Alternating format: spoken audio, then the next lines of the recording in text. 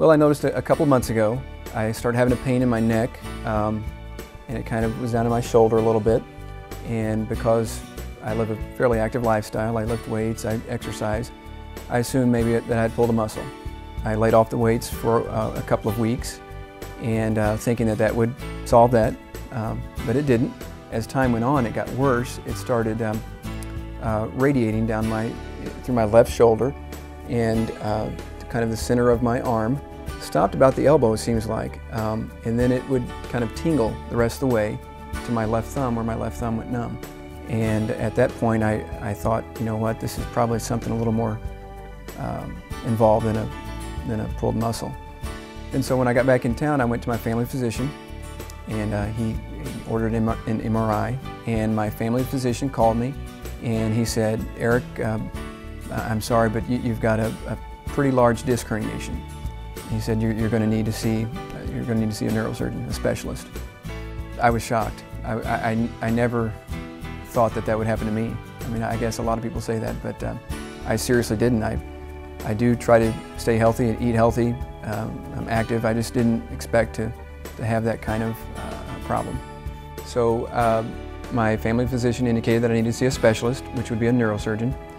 And I thought of the Brain and Neurospine Clinic. They have a very good reputation in the area, and I know some of the doctors there. And so I got an appointment with Dr. Kevin Vaught. He came in, he of course had a copy of the MRI.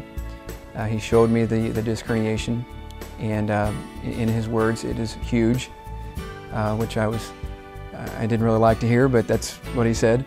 And there were several options presented to me. Of course, I could wait and see. A lot of times I was told that sometimes these things work themselves out, though often not on one this size. But honestly, with my situation, with the size of disc herniation that it was, Dr. Vaught didn't really have a lot of faith in the conservative approach, just because of the size of the herniation. My wife and I wanted to talk about it. We wanted to pray about it to see what we wanted to do. We were told it was not an emergency, it was not a crisis. Did not have to decide right then and there what we wanted to do. So we had called Dr. Vaught back, had a second meeting, and indicating to him at that time that surgery, that we did want to go ahead with the surgery. It's hard to believe, but today is Tuesday, and my surgery is scheduled for Thursday. What they're going to be doing is what they call a fusion. And basically what they do, they go in from the front of the neck, and they extract the rest of the disc that's herniated. And once they clear all that out, then they actually fuse the vertebrae above and below that point, and they fuse them together. I am nervous about it. I would be lying if I said I was not nervous. I am nervous.